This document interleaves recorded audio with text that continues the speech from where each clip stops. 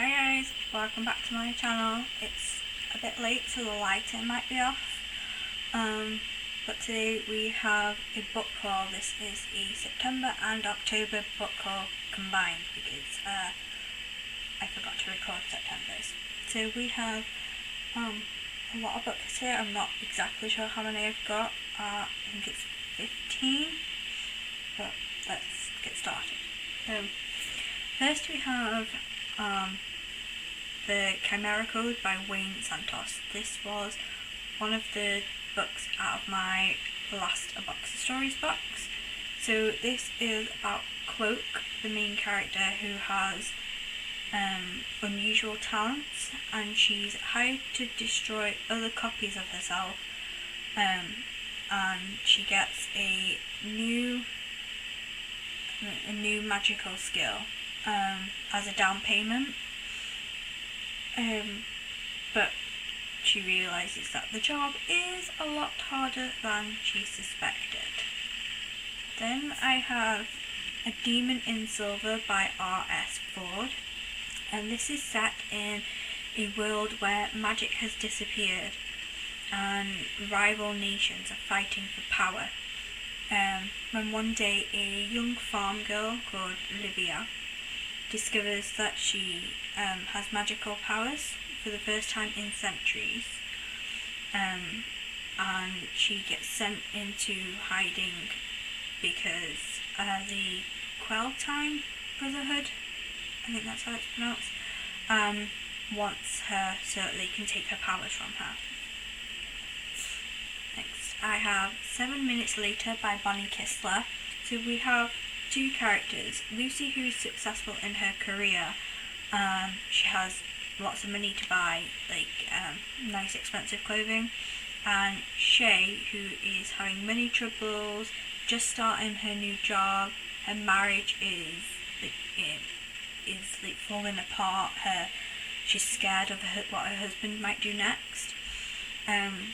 When one day they both leave the office at the same time, they walk in a lift together and go from the 30th floor down to the lobby. And when the door opens, only one of them walks out alive. And she tells the police that the other girl committed suicide. I saw this cover and I saw the two women walk into a lift. Only one walks out alive, and I bought it for two reasons. Because one, I want to read more thrillers, and two, I wanted to know which one makes it out alive. And I searched the internet for like 3 hours and I couldn't find out who made it out alive, so I bought the book instead.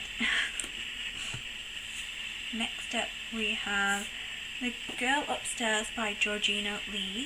So the main character is called Emily, and she goes missing, and her neighbour, or I think it's the person who lives underneath her in the apartment, believes that they're the only one who can find her, the only one who can save her, because they know everything, they hear everything.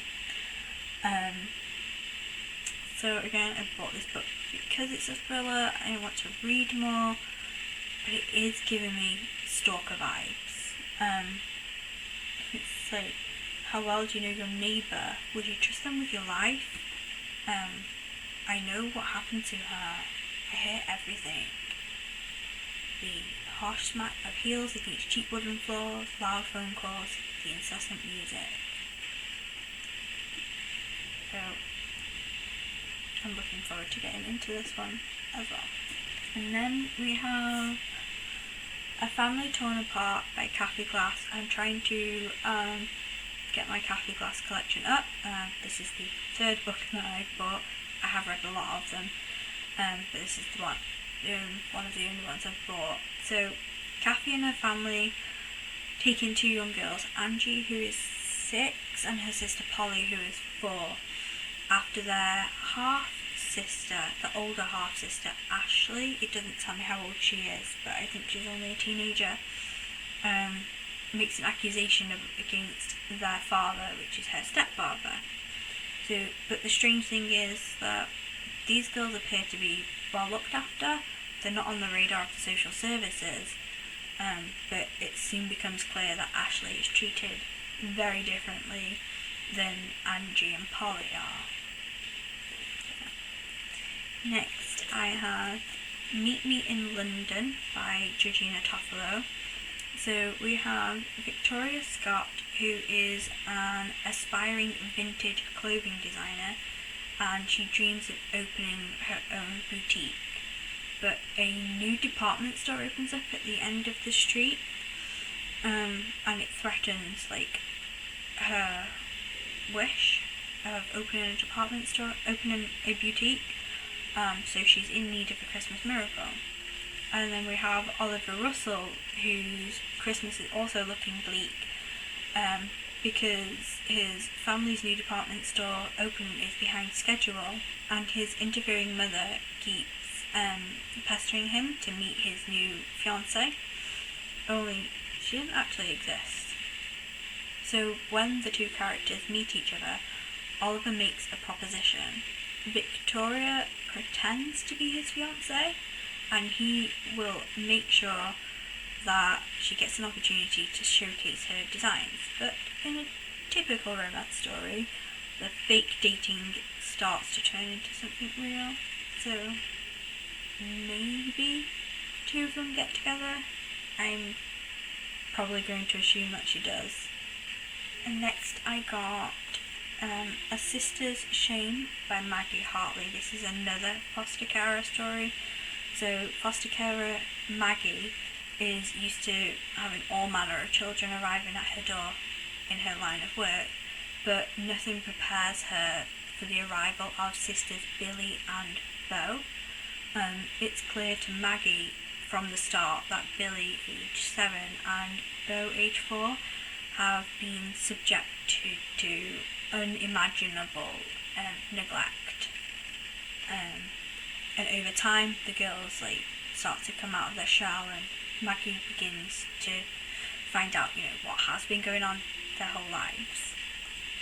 Then we have My Lucky Life by Dick Van Dyke. This is an autobiography of his life, and he shares stories from when he was on the 1960s sitcom, to starring in Mary Poppins, which is a film that I've watched thousands of times. I loved it as a child. I still enjoy it occasionally now. To Chitty Chitty Bang Bang, one that I wasn't so fond of as a child. That child catcher was scary.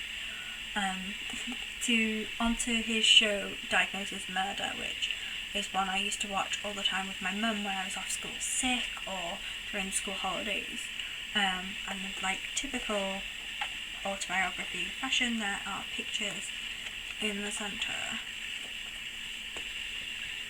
And then we have The Curfew by T M Logan. So this is a thriller, and Connor, one of the main characters, and his friends miss curfew.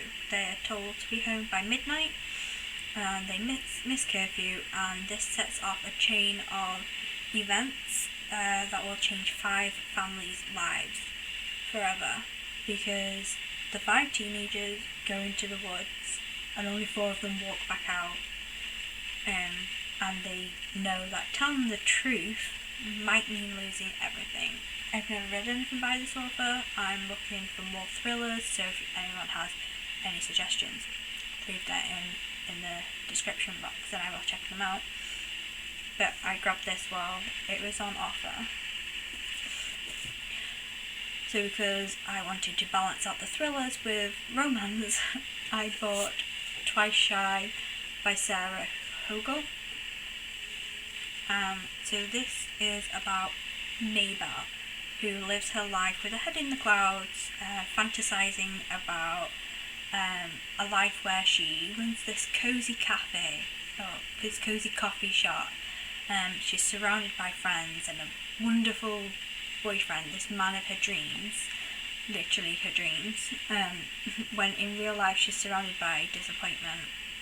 But when she inherits a stately old manor from her great aunt Violet, Mabel decides it's her chance to change everything. And when she gets to this house, it's falling apart, and Violet does it up and probably falls in love with one of the builders. I don't know, we'll have to see. And then I got The Book Eaters by Sunyi Dean. So Devon is our main character, and she was born into the world of being a book eater. She was fed fairy tales as a child, and if she was naughty, she was fed pages from a dictionary. But now she's on the run with her 5-year-old son called Kai, because he's not like other book eaters who like to eat stories and they memorise everything that they've read, so they can eat a train schedule, timetable, and know when all the trains are coming. Although, this is set in England and none of the trains are on time, ever. But Kai is not like other book eaters. He would rather feast on human brains instead. This was the September Illuminate book. Didn't get the September box, but did manage to get myself a copy of the book, and I'm currently reading it with the read-along. And then I have the Fairy Loop September book, Belladonna by Adalyn Grace. I read this as part of the read-along, so wait for my wrap-up to see what I thought of it. But this is about Signa, who is 19, and she's living with her last surviving relatives, the Hawthorns, because Death has been following her around her whole life, and he's been taking all the guardians that she's had, but these guardians didn't really care about Signa, they only cared about her money. But now she's living with the Hawthorns, she's learning how to run a household, to become able to be sent out into society, to debut into society. But she's also trying to solve the puzzle of who killed her late aunt Lillian and who is poisoning her cousin live. And along the way she meets a guy called Silas, and she teams up with him and Death to uncover the truth. Next I have Die For Me by Amy Plum. So this is about Kate and her sister, whose parents have just died in a terrible car accident. They moved from wherever they lived in America to live in Paris with their grandparents. Kate's sister seems to be able to go out, make friends, fit in, and Kate would rather sit in a cafe and read a book or visit the museum to look at Parisian art. And that is until she meets the main guy of the book, Vincent, who is a revenant. And the two of them have to decide if they want to continue their relationship and put Kate and her family at harm, in danger, or not. And finally, I have the Immortal series by Alyson and Noel, and they consist of Evermore, Blue Moon, Shadowland, Dark Flame, Night Star, and Everlasting. So this series, let me put this down. So this series is my all-time favourite series ever. So this series is about 16-year-old Eva Bloom, and Eva is in a car accident that kills her whole family, including her dog.